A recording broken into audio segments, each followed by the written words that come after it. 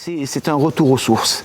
Il y a d'abord, c'est un souvenir de lecture d'adolescence qui m'avait beaucoup marqué, Les Travailleurs de la mer de Victor Hugo, que j'avais monté dans une première version il y a déjà une dizaine d'années, puis après je suis passé à autre chose quand même. D'autres spectacles autour de Victor Hugo, je suis un petit peu drogué, et puis d'autres spectacles aussi sur d'autres thèmes, sur la souffrance au travail, tout ça, mais il se trouve que poussé à la fois par des amis et par les circonstances, je crois que la période du Covid a beaucoup joué là-dedans. J'ai eu envie de reprendre le large.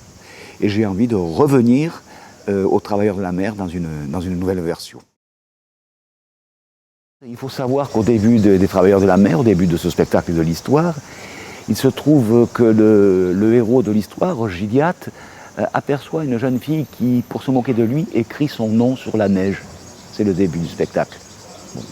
Et il se trouve que quelques mois après avoir attaqué les répétitions du spectacle, j'ai trouvé une correspondance entre Victor Hugo et Léopoldine, qui s'était plus tard noyée à Villequier.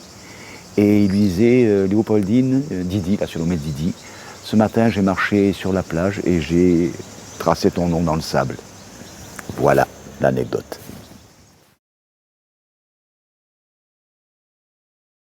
C'est d'abord la présence très importante de la musique. Je travaillais avec un jeune compositeur de musique contemporaine qui a croisé sa composition avec d'autres musiciens avec lesquels j'ai travaillé précédemment. Voilà. Et puis aussi, il y a ce que j'aime bien, c'est-à-dire ce qu'on peut appeler le théâtre de Tréteau, c'est-à-dire que le décor fait dans la simplicité. On n'est pas dans le carton-pâte, on n'est pas au Châtelet.